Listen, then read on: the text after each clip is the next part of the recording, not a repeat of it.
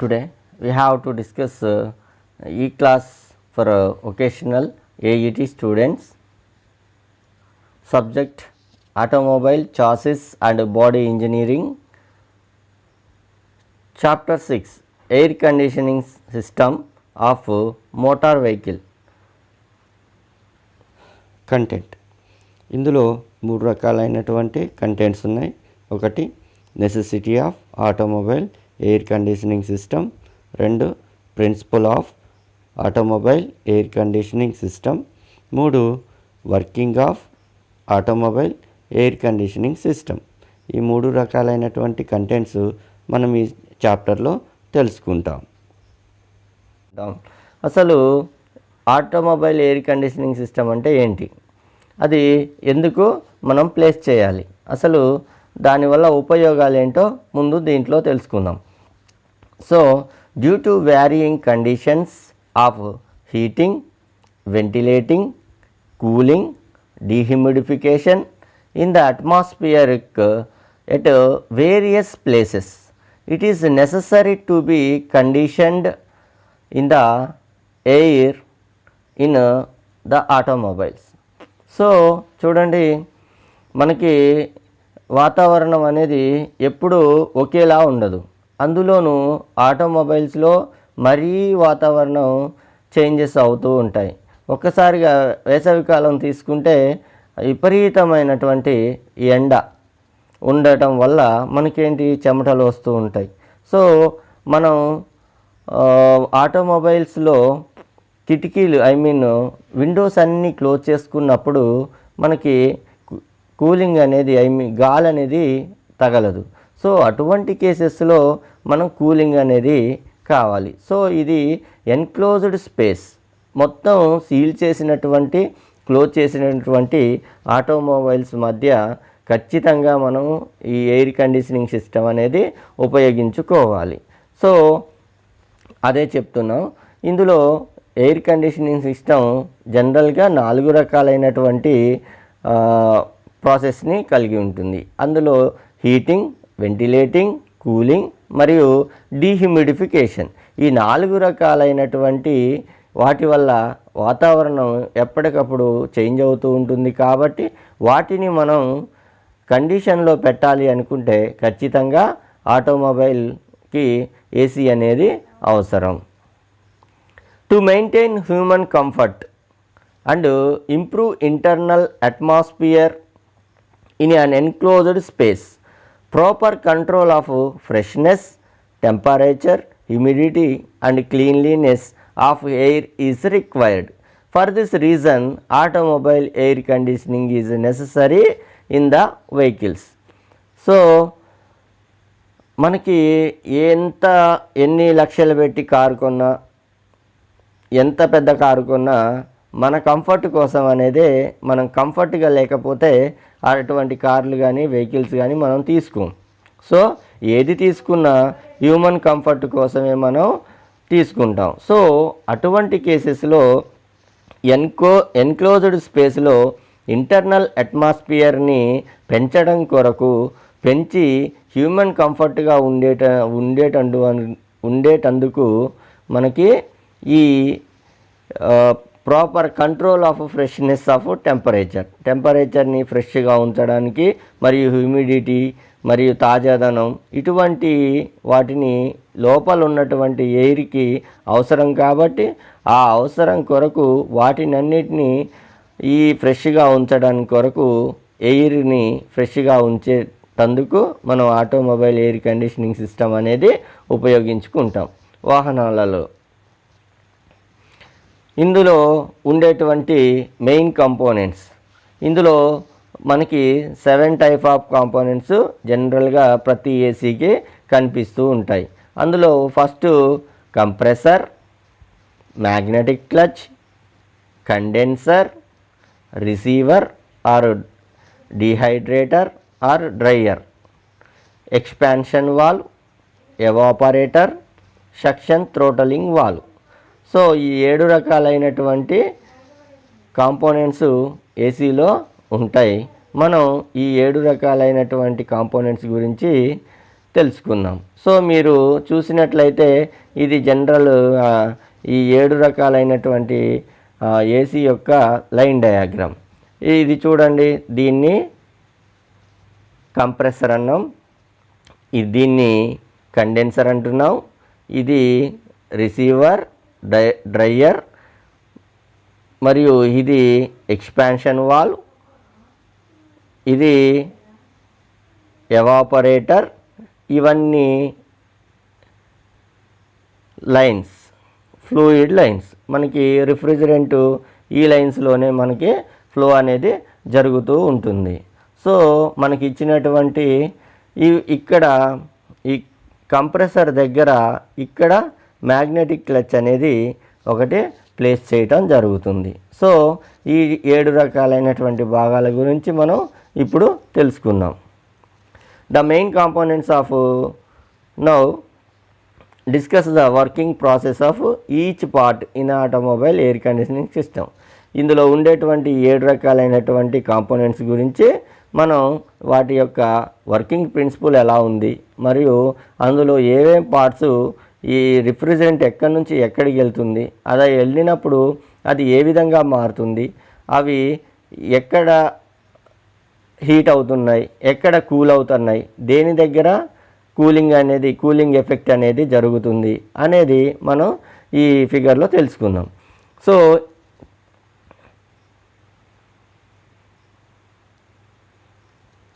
First one is compressor.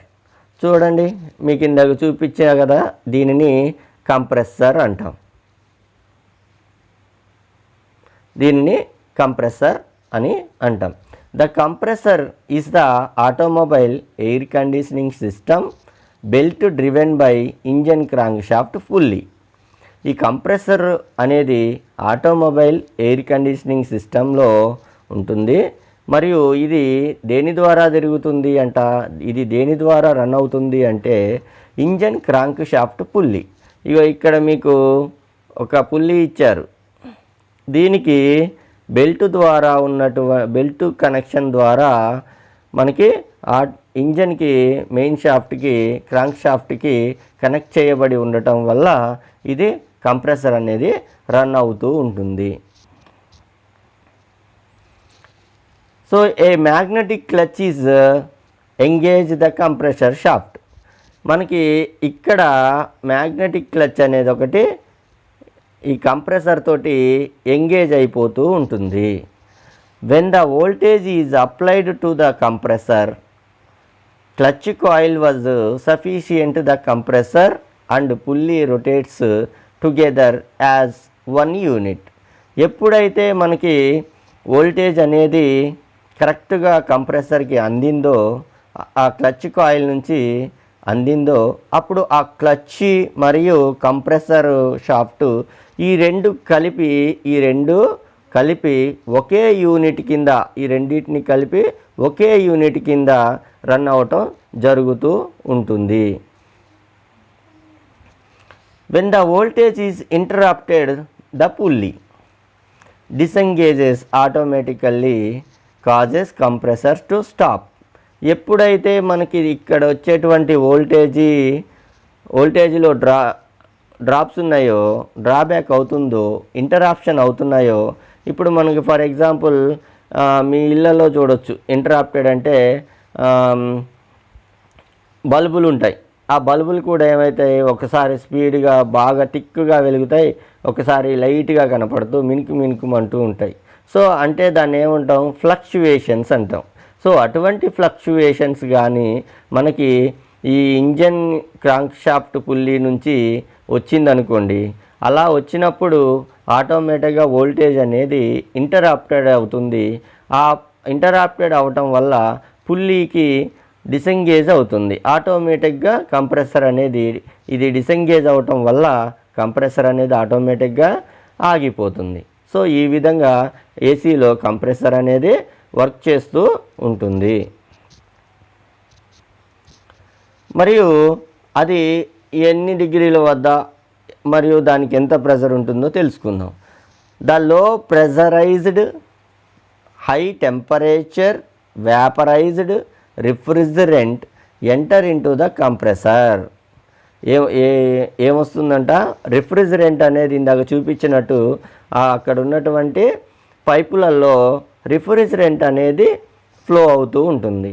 Compressor దగ్గరకు వచ్చేటువంటి ఏ refrigerant ఉంటుంది అంట, లో ప్రెజర్ కలిగినటువంటి మరియు హై టెంపరేచర్ ఉన్నటువంటి వ్యాపరైజ్డ్ రిఫ్రిజిరెంట్ అనేది కంప్రెసర్లోకి వస్తుంది. మరియు ఇట్ ఇంక్రీజెస్ ద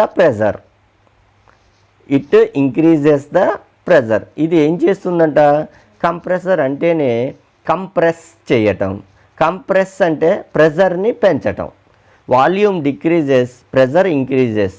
సో మనం ఫస్ట్ ఇయర్లో నేర్చుకున్నాం, వాల్యూమ్ తగ్గటం వల్ల ప్రెజర్ ఆటోమేటిక్గా ప్రెజర్ అండ్ టెంపరేచర్ ఇంక్రీజ్ అవుతాయి అని. సో అటువంటిదే ఇక్కడ కంప్రెస్ చేస్తుంది కాబట్టి వాల్యూమ్లో చేంజ్, వాల్యూమ్ తగ్గటం వల్ల ప్రెజర్ అనేది ఆటోమేటిక్గా ఇంక్రీజ్ అవుతుంది. సో ఆ విధంగా వ్యాపరైజ్డ్ రిఫ్రిజిరెంట్ ప్రెజర్ అనేది ఇంక్రీజ్ అవి 20 kg/cm² మరియు 100 డిగ్రీ సెంటీగ్రేడ్ టెంపరేచర్ ఉంటుంది. ఆ విధంగా పెరుగుతుంది. And pushes into the condenser. అక్కడ పెంచినటువంటి వ్యాపరైజ్డ్ రిఫ్రిజిరెంట్ని అది ఏం చేస్తుంది, 20 kg/cm² మరియు 100 డిగ్రీ సెంటీగ్రేడ్ వద్ద పెంచుతుంది. సో అటువంటి పెంచినటువంటి రిఫ్రిజిరెంట్ని ఇది కండెన్సర్లోకి పంపిస్తుంది.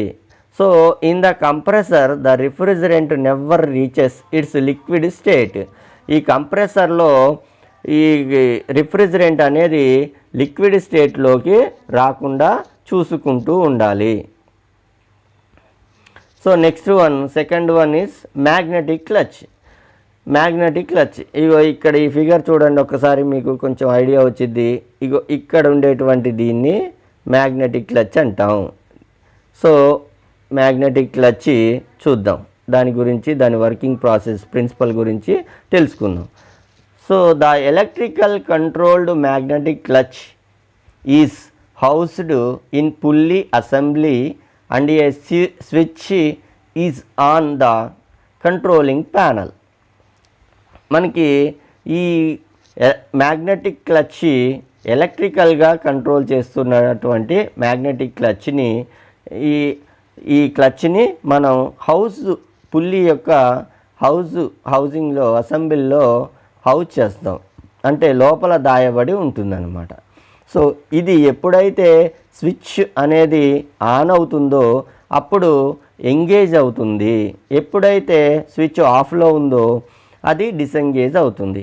ఈ చూడండి ఇక్కడ ఈ రెండు ఫిగర్లలో ఇక్కడనేమో డిసెంగేజింగ్లో ఉంది. సో ఇది వైట్ కలర్లో ఉంది మరియు ఇదేమో మామూలుగా పుల్లీలాగా కనిపిస్తుంది.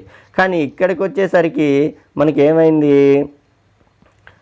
వైట్ మొత్తం ప్యూరు బ్లాక్గా మీకు ఇండికేట్ చేయడం జరిగింది. అంటే ఇది ఎంగేజ్ అయిపోయి దీంతో పాటు ఈ బెల్ట్ ద్వారా ఇలా రొటేట్ అవుతూ ఉందన్నమాట.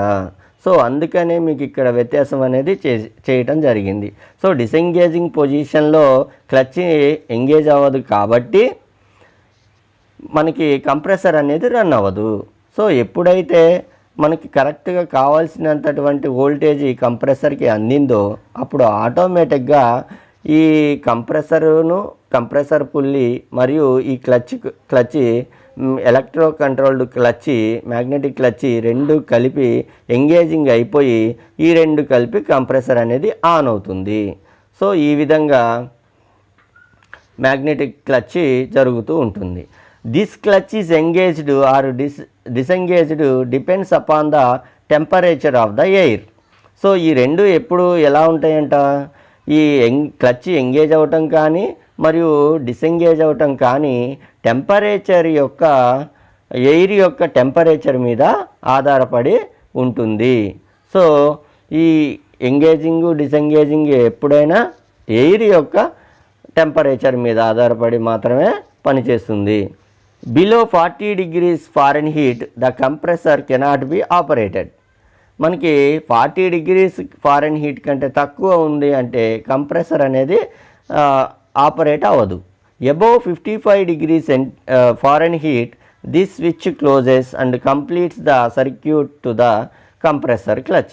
మనకి ఎప్పుడైతే 55 డిగ్రీస్ ఫారెన్హీట్ వచ్చిందో అప్పుడు కంప్రెసర్ సర్క్యూట్లో కంప్రెసరు కంప్లీట్ చేస్తూ ఉంటుంది సర్క్యూట్ని. సో అంటే it is on position. So ఈ విధంగా మనకి కంప్రెసర్ అనేది పనిచేస్తుంది. Now third one, condenser. It is usually placed in front of the car and it is looks like A pin and tube radiator. చూడండి ఇక్కడ మీకు ఈ ఆటోమేటిక్గా మీకు తెలిసిపోతూనే ఉంటుంది. కార్లలో మీరు ఈ పోర్షన్ని ముందు చూస్తూ ఉంటారు.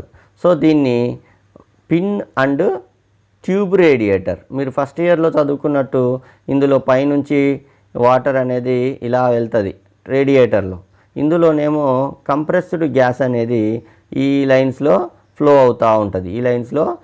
అవుతూ ఉంటుంది. సో ఈ విధంగా మనకి పిన్ అండ్ ట్యూబ్ రేడియేటర్ లాగా ఇది మనకి కనిపించడం జరుగుతుంది. సో ఇది the condenser receives heated and compressed gas from the compressor. ఈ కండెన్సర్కి గ్యాస్ ఎక్కడి నుంచి వస్తుందంట? అది ఏ గ్యాస్ వస్తుందంట అంటే హీటెడ్ అండ్ కంప్రెస్డ్ గ్యాస్, వేడిగా ఉన్నది మరియు ప్రెజర్తో కూడినటువంటిది. మనకి కంప్రెసర్ అంతే కదా చేసేది, ప్రెజర్ని ఇంక్రీజ్ చేసి కండెన్సర్లోకి పంపిస్తుంది. సో ఈ విధంగా మనకి హీటెడ్ ఉన్నటువంటి మరియు కంప్రెస్డ్ గ్యాస్ని కండెన్సర్ అనేది కంప్రెసర్ ద్వారా తీసుకోవడం జరుగుతుంది. మరియు it is cooled by the air passing across the condenser. So ఇది ఏ విధంగా కూల్ అవుతుందంట? పాసింగ్ ఎయిర్, దీంట్లో నుంచి ఎయిర్ అనేది ఈ విధంగా పాస్ అవుతూ ఉంటుంది. ఈ విధంగా మనకి అందుకే వెహికల్ ఫ్రంట్ మనం ఇది పెట్టడం వల్ల ఆటోమేటిక్గా మనకి గాలి అనేది చల్లటి గాలి తగులుతూ ఉంటుంది. సో ఈ విధంగా మనకి చల్లటి గాలి అనేది తగులుతూ ఉంటుంది. The refrigerant now in the form of high pressure liquid which is fed in to the receiver dryer unit. So ఇక్కడ నుంచి ఏమవుతుంది అంట? ద రిఫ్రిజిరెంట్ హై ప్రెషర్తో లిక్విడ్ ఫామ్లో రిసీవర్ డ్రైయర్ యూనిట్కి పంపించడం జరుగుతుంది. ఇప్పుడు గ్యాస్ కాస్త ఎక్కడికి మారింది? లిక్విడ్లోకి చేంజ్ అయింది. Next fourth one is receiver dryer or dehydrator. So ఇందులో ఏం జరుగుతుంది? ఇప్పుడు ఇందులోకి వచ్చింది హై ప్రెషర్తో ఉన్నటువంటి లిక్విడ్ గ్యాస్ని ఇది తీసుకుంటుంది. The refrigerant stored under pressure in the receiver dryer. So refrigerant ఏమైంది? హయ్యర్ ప్రెషర్ తోటి అండర్ ప్రెషర్ తోటి ఇందులో రిసీవ్ చేసుకోవడం జరిగింది. So the dryer removes any traces of moisture presents in the system to avoid freezing of moisture at low temperature and thus clogging the lines. It causes running troubles. So ఇది ఏం చేసిద్ది అంట? Dryer మీనింగే అది. Dryer అంటే dry చేసేదాన్ని dryer అంటాం. So ఇది dry చేస్తూ ఉంటుంది. ఏం డ్రై చేస్తుంది? మనకు వచ్చినటువంటి హై ప్రెజరైజ్డ్ గ్యాస్ని ఇది ఇందులో ఉండేటువంటి మాయిశ్చర్ ఏదైనా ఇంకా తేమ ఏమైనా ఉంటే దాన్ని రిమూవ్ చేస్తూ ఉంటుంది. ఎందుకు రిమూవ్ చేయాలి? ఇప్పుడు మనం వాటర్ పైప్లో కానీ వాటరు కొన్ని రెగ్యులర్గా వెళ్తూ ఉంటే దానికి ఇరువక్కల చిన్నగా క్లాగ్స్ ఏర్పడుతూ ఉంటాయి. దానివల్ల ఏంటి? ఆ హోలు నాజిల్ అనేది మూసకపోయే అవకాశం ఉంటుంది. సో అలా మూసకపోకుండా అప్పుడు రన్నింగ్ ట్రబుల్స్ అనేవి వస్తాయి. ఈ రన్నింగ్ ట్రబుల్స్ రాకుండా ఆ మాయిశ్చరు ఏవైనా తేమ కానీ ఉంటే దాన్ని తీసేయడం కొరకు ఈ డ్రైయర్ అనేది ఆ వచ్చినటువంటి ప్రెషరైజ్డ్ గ్యాస్ని అందులో ఉన్నటువంటి తేమని తీసివేస్తూ ఉంటుంది. Next one, expansion valve. In the expansion valve high pressure liquid is converted into low pressure liquid then the refinement flow in to the evaporator. So ఇందులో ఏం చేస్తుందట, ఇది ద ఎక్స్పాన్షన్ వాల్వ్ అనేది హై ప్రెషర్ లిక్విడ్ని తీసుకొని low ప్రెషర్గా create చేస్తుంది. Expansion. So expansion అంటే వాల్యూమ్ పెరుగుతుంది, ఆటోమేటిక్గా వాల్యూమ్ పెరగటం వల్ల ప్రెషర్ అనేది ఫాల్ అవుతుంది, తగ్గుతుంది. సో అదే ఇక్కడ కూడా జరుగుతుంది. ఇది హై ప్రెషర్ ఉన్నటువంటి దాన్ని లో ప్రెషర్లో తీసుకొని లో ప్రెషర్గా క్రియేట్ చేసి కన్వర్ట్ చేసి ఇది ఎవాపరేటర్కి పంపిస్తుంది. So evaporator. In the evaporator unit where the cooling effect is obtained is usually located inside the passenger compartment below the dashboard. మనకు ప్యాసింజర్ కంపార్ట్మెంట్ అనేది లోపల క్యాబిన్ లోపల ఉంటుంది. దాంట్లో డాష్ బోర్డ్ అనేది ఉంటుంది. దాని క్రింద దీన్ని ప్లేస్ చేయటం జరుగుతుంది. కూలింగ్ ఎఫెక్ట్ అనేది ఇక్కడే జరుగుతూ ఉంటుంది. సో చూడండి, ఇక్కడ కాయిల్స్ అని కూడా ఇక్కడ ఉండటం జరిగింది. ఎవాపరేటర్ కాయిల్స్ అంటాం వాటిని. ఇవి కాపరు మరియు అల్యూమినియంతో తయారు చేసిపడి ఉంటాయి. కొన్ని సిస్టంలో కాపర్ ఉంటాయి, కొన్ని సిస్టంలో అల్యూమినియం కూడా యూజ్ చేస్తూ ఉంటారు. So A high capacity blower circulates the air in the car interior across the evaporator coils. So ఇక్కడ ఏముంటుందంట, హై కెపాసిటీ ఉన్నటువంటి బ్లోయరు బ్యాక్ సైడ్ ఉండటం వల్ల ఇది ఏం చేస్తుంది, ఎయిర్ అనేది వచ్చినటువంటి కూలింగ్ ఎఫెక్ట్ని ఈ బ్లోయర్ సహాయంతో లోపలికి పంపిస్తూ ఉంటుంది. ఈ ఎవాపరేటర్ కాయిల్స్ నుంచి ఎప్పుడైతే ఈ గ్యాసు వస్తుందో దీనికి తగిలినటువంటి ఎయిర్ కాస్త కూల్ అయిపోయి ఈ బ్లోయర్ ద్వారా లోపలికి ఇంటీరియర్ ఆఫ్ ది కార్ లోపలికి వెళ్ళి మనకి కూలింగ్ ఎఫెక్ట్ అనేదాన్ని ఇస్తుంది. And drops the temperature of the air inside the passenger compartment. So దీనివల్ల ఏం జరిగిద్దంట, డ్రాప్స్ ద టెంపరేచరు తగ్గిపోతుంది. ఎక్కడ తగ్గిపోతుంది, inside the passenger compartment. So ఈ విధంగా మనకి లోపల ఉన్నటువంటి ఇన్సైడ్లో ఉన్నటువంటి టెంపరేచర్ని కూడా ఇది తగ్గిస్తూ ఉంటుంది. కూలింగ్ ఎఫెక్ట్ అనేది కూడా ఇక్కడే జరుగుతుంది. The heat picked by the refrigerant goes back to the compressor in the vapour form. So ఇది అయిపోయిన తర్వాత ఏమవుతుందంట, ఈ హీట్ అనేది పిక్ చేసుకున్నటువంటి హీట్ రిఫ్రిజరెంట్ మళ్ళీ అగైన్ కంప్రెసర్లోకి వేపర్ ఫామ్లో పంపించడం జరుగుతుంది. సో ఇందాక చూడండి, ఇక్కడ ఏమున్నాయి, అల్యూమినియం కాయిల్స్ ఉన్నాయి. ఇందాక దానికి కాపర్ కాయిల్స్ ఉన్నాయి. చెప్పే కదా, కొన్నిట్లో అల్యూమినియం కాయిల్స్ ఉంటాయి, కొన్నిట్లో కాపర్ కాయిల్స్ కూడా మనం వీటిలో ఉపయోగించుకోవచ్చు. The vapour form where the refrigerant is again compressed to a high pressure and the cycle starts again. ఏం చేస్తుందంట, మనకి ఆల్రెడీ ఇది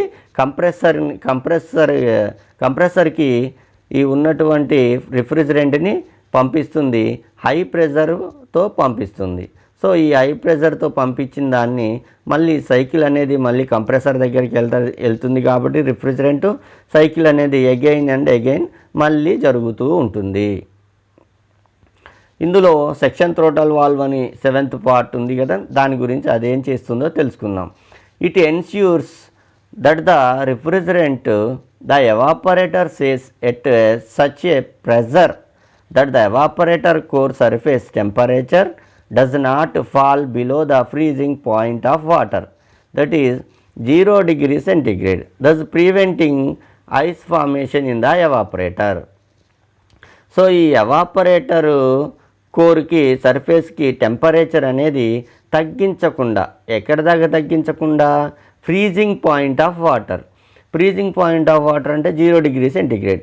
మనం ఏసీని పెంచుకుంటూ పోతే అది చాలా తక్కువ, బాగా ఎక్కువ అయితే 0 degree centigrade వద్దకి పెట్టుకుంటే అక్కడ అది వాటర్ గడ్డగట్టే పాయింట్ కాబట్టి, ఫ్రీజింగ్ పాయింట్ ఆఫ్ వాటర్ కాబట్టి అది గడ్డగట్టు ఉంటుంది. సో అటువంటి దాన్ని గడ్డకట్టకోకుండా మరియు ఐస్ ఫార్మేషన్ని తగ్గించడం కోసం, ఐస్ ఫార్మేషన్ని తీసివేయటం కోసం ఈ సక్షన్ థ్రోటల్ వాల్వ్ అనేది ఎవాపరేటర్ దగ్గర ఉండటం జరుగుతుంది. ఇది main function of the suction throttling valve. So ఒకసారి మనం చూసుకుంటే వర్కింగ్ సైకిల్ మనకి ఎక్కడి నుంచి ఎక్కడికి జరిగింది? రిఫ్రిజిరెంట్ కాడ నుంచి, రిఫ్రిజిరెంట్ యాక్చువల్గా ఆ పైపులలో ఇచ్చినటువంటి ఈ పైపులలో రిఫ్రిజిరెంటే తిరుగుతూ ఉంటుంది. ఇవేవి అవన్నీ ఉన్న పార్ట్స్ అన్నీ కాన్స్టెంట్గా ఉంటాయి. ఓన్లీ ఈ రిఫ్రిజిరెంట్ మాత్రమే ఈ విధంగా తిరుగుతుంది. ఇందాక మీకు బ్లోయర్ అని చూపించాను. సో ఇక్కడ మీకు క్లియర్గా కనపడుతుంది. దీన్ని బ్లోయర్ అంటాం. ఇది ఎవాపరేటరు వెనకాల ఉంటుంది. దీని ద్వారా ఈ విధంగా కూలింగ్ ఎఫెక్ట్ అనేది మనకి ప్యాసింజర్ క్యాబిన్లోకి వెళ్ళటం జరుగుతుంది. ఇందులో 2 రకాలైనటువంటి హీటింగ్, మరియు ఇక్కడ నుంచి ఇదంతా హీటింగ్ ఛాంబర్ అంటాం, దీన్ని కూలింగ్ ఛాంబర్ అంటాం. మనకి 2 సర్క్యూట్స్ ఉంటాయి. ఇందులో ఒకటి దీన్నేమో హీటింగ్ సర్క్యూట్ అంటాం, దీన్నేమో కూలింగ్ సర్క్యూట్ అంటాం. మీకు క్లియర్గా మెన్షన్ చేయడం జరుగుతుంది. రెడ్ కలర్లో ఉన్నది మొత్తం హీటింగ్ సర్క్యూటు, బ్లూ కలర్లో ఉన్నది మొత్తం కూలింగ్ సర్క్యూట్. సో ఇదనమాట మనకి ఈ వర్కింగ్ సైకిల్ అనేది ఎక్కడి నుంచి ఎక్కడే జరుగుతుంది. ఫస్ట్ కంప్రెసర్లో స్టార్ట్ అవుతుంది, అక్కడి నుంచి కండెన్సర్లోకి వెళ్తుంది, అక్కడి నుంచి రిసీవర్ డ్రైయర్లోకి వెళ్ళి ఏమైనా తేమ ఉంటే అక్కడ డ్రై అయిపోతుంది. తర్వాత ఎక్స్పాన్షన్ వాల్వ్కి వచ్చి ఎక్స్పాండ్ అవుతుంది. దాని ద్వారా ప్రెజర్ అనేది తగ్గుతుంది. ఎందుకు ఇంత కూలింగ్ కోసం ఇన్ని ఎక్విప్మెంట్లు పెట్టి ఇంత చేసిన తర్వాత అది స్పీడ్గా అలా వచ్చి ఇలా వెళ్ళిపోయింది అనుకోండి, అప్పుడు ఎంత మనకి టైం వేస్ట్తో పాటు కూలింగ్ కూడా తొందరగా కాదు. సో ఎప్పుడైతే మనం ప్రెజర్ని తగ్గిస్తామో అప్పుడు ఆటోమేటిక్గా స్పీడ్ కూడా తగ్గి చిన్నగా వెళ్ళటం జరుగుతుంది. సో ఆ చిన్నగా వెళ్ళటం వల్ల మనకి ఎక్కువ శాతం ఎక్కువ అమౌంట్ ఆఫ్ కూలింగ్ ఎఫెక్ట్ అనేది జరుగుతుంది. సో అందుకని మనం ఎక్స్పాన్షన్ వాల్వ్ని పెడతాం. అక్కడి నుంచి ఎవాపరేటర్లోకి వెళ్తుంది. ఎవాపరేటర్లో మనకి కూలింగ్ ఎఫెక్ట్ అనేది బ్లోయర్ ద్వారా ఇంటర్నల్గా వెళ్తుంది. సో ఆ విధంగా మనకి ఈ కూలింగ్ ఎఫెక్ట్ అనేది ఇంటర్నల్ ఉన్నటువంటి అట్మాస్ఫియర్ని కూల్ చేయటం అనేది ఇంటర్నల్ క్యాబిన్ కార్ యొక్క లోపల ఇన్నర్ క్యాబిన్లో జరుగుతూ ఉంటుంది. సో సైకిల్ అనేది మళ్ళీ కంప్రెసర్తో మళ్ళీ మొదలవుతుంది. ఈ విధంగా compressor, condenser, receiver, dryer, expansion valve and evaporator, ఇన్ని విధాలుగా మనకి వర్కింగ్ సైకిల్ అనేది జరుగుతూ ఉంటుంది. ఇందులో మనకి short answers type questions and long answer type questions కూడా ఉన్నాయి. ఇందులో బేసికల్గా 2 షార్ట్ ఆన్సర్ టైప్ క్వశ్చన్స్ మరియు 1 లాంగ్ ఆన్సర్ టైప్ క్వశ్చన్స్ ఉన్నాయి. What is the necessity of automobile air conditioning system? Second one, what is the working principle of automobile air conditioning system? ఈ 2 చాలా important క్వశ్చన్లు. ఇందులో ఒక 8 మార్క్స్, ఒక 6 marks question, ఒక 2 marks question, మొత్తం 8 మార్క్స్కి ఇందులో రావటం జరుగుతుంది. ఇందులో ఉన్న ఒక్కగానొక 6 marks question.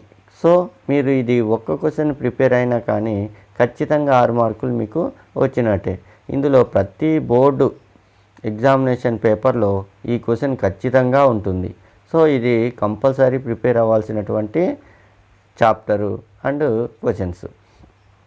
Briefly explain construction and working of automobile air conditioning system with neat sketch. So ఇది ఫిగర్ సహాయంతో మీరు బ్రీఫ్గా ఈ 7 పార్ట్లను గురించి ఒక్కొక్క దాని గురించి ఎక్స్ప్లెయిన్ చేయాల్సి ఉంటుందన్నమాట. సో ఈ విధంగా ఏసీ మరియు దాని వర్కింగ్ ప్రిన్సిపల్ని తెలుసుకోవడం జరిగింది.